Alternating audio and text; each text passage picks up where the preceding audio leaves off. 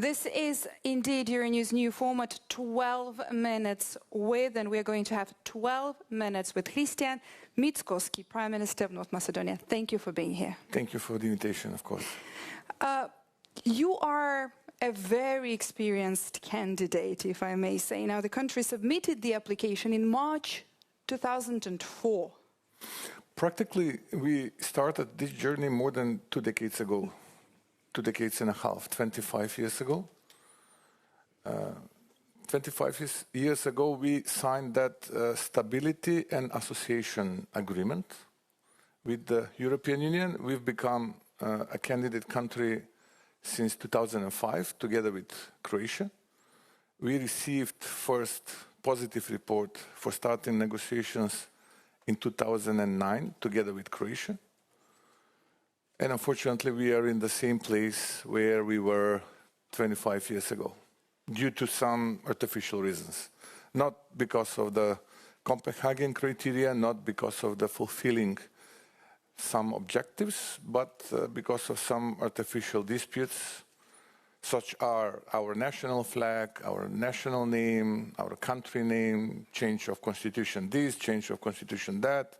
Again, there is another hurdle, another constraint imposed in front of us for changing of constitution. So it's not about fulfilling recommendations and Copenhagen criteria. You're calling them artificial. How does it make you feel knowing that for over 2 decades officially in the candidate status, yet again there is more and more roadblocks?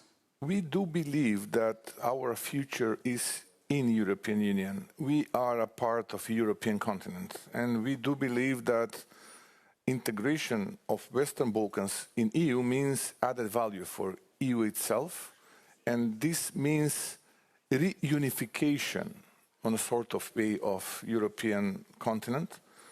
And I do think that the future of my country and the future of my nation, Macedonians, is within European Union. And therefore, despite all those humiliations and disappointments, and despite the current frustration which is inside of our citizens, we do share the same values. Let's talk a little more in details about some of those. Right after finding an arrangement with Greece, you then faced a veto from Bulgaria. Yeah. And this is the current situation. This issue of unanimity and then the vetoes, obviously, is a very important conversation. And you know exactly how long it can take. We know what unanimity means for us and what type of sacrifice we've did in the past. But nevertheless, this is a past. I would like to talk about the current situation.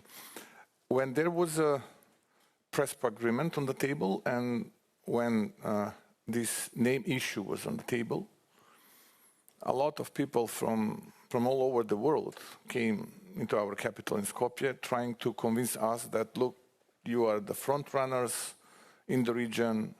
You are far, far ahead compared with the other countries from the Western Balkans. Immediately when you will provide solution for this dispute, then probably immediately you've become a member of NATO, and it will take probably 4 or 5 years, and you will become a member of EU. Those 4 or 5 years expired 2 years ago. And we are at the same place where we were 2.5 decades ago. Why? Because now a new hurdle, new constraint is in front of us, again, change of a constitution.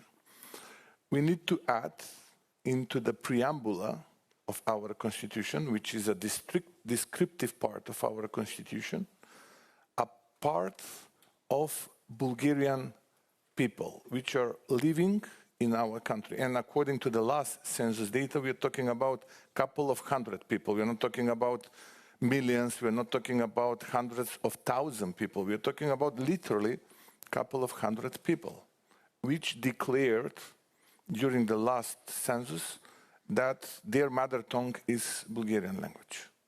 But however, citizens of my country, full of frustration, are asking me, okay, Prime Minister, what is now? What is now the problem? Why we need to change our constitution again? Okay, if we do this, this will be the last one, or probably there will be some additional in the future.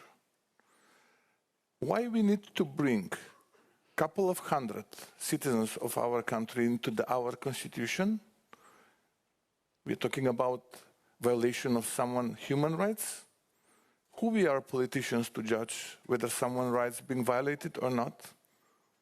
We can only misuse that issue. The real institution which is judging whether someone's rights being violated or not is in Strasbourg. And what European Court for Human Rights says during the last couple of years, 14 times in a favor of Macedonian community in Bulgaria and 0 times in favor of Bulgarian community in my country. So, then there is another question, additional question. Why we should change our constitution then? Why we are not talking about Macedonian community in Bulgaria? What about their human rights? What about their human rights because they are not allowed to register non-governmental organization? We're not talking about change of Bulgarian constitution. We're not talking about a sort of reciprocity. We're talking about registering non-governmental organization. And what we are saying, okay, previous, the best corruptive government in Europe accepted that deal to change constitution, suspending the parliament in my country, suspending the voice of the parliament in my country, and they are now in the history.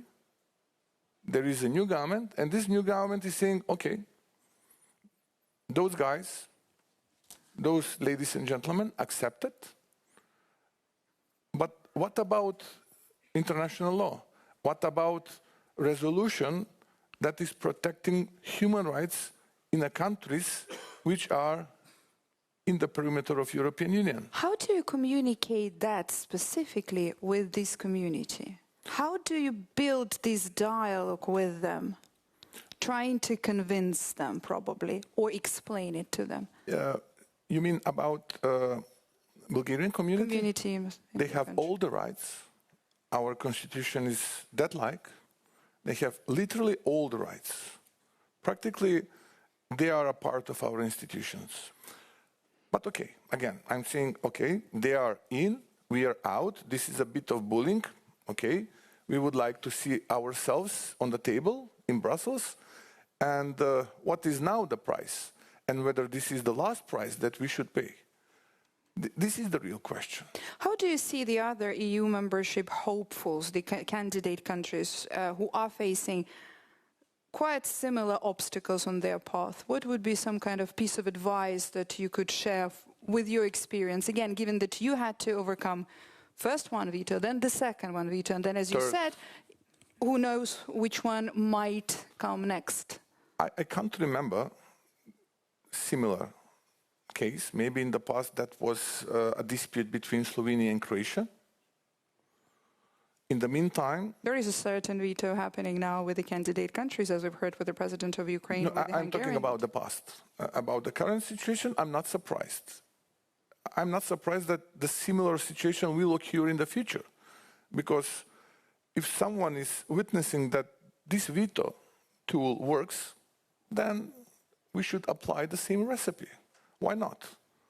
Because if someone dares to bully someone else who wants to join the club, why the others should be silent? This is not normal. If we are accepting that principle once, then this principle will destroy all the values developed by De Gasperi, Schuman, and Adenauer when this organization was developed.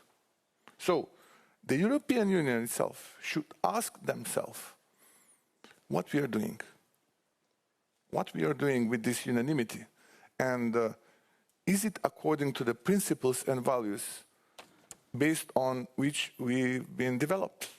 And in this current situation, my final question to you would be, how disappointing it is for average Macedonians to, as you say, for over 2 decades to be, these are generations who've been waiting for over 2 decades and yet facing these roadblocks. Very much. Are they losing the motivation to join the European Union? No, definitely. The support is the highest in the region, maybe, or among the highest in the region.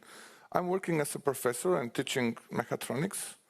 For me, it was in my previous life. now I'm the prime minister for almost a year and a half. But I was very sorry when I was witnessing how my students are willing to depart from the country. Why? Because simply they were missing hope. They felt hopeless.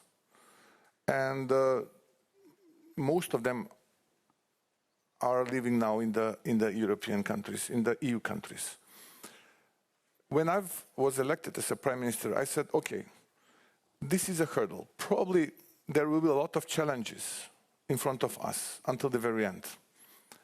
This is the destiny of the small nations. The big ones are doing what they can, and the small ones are doing what they must. Unfortunately, we are small. But let's do our homework. Let's finish our homework. Let's create a good environment.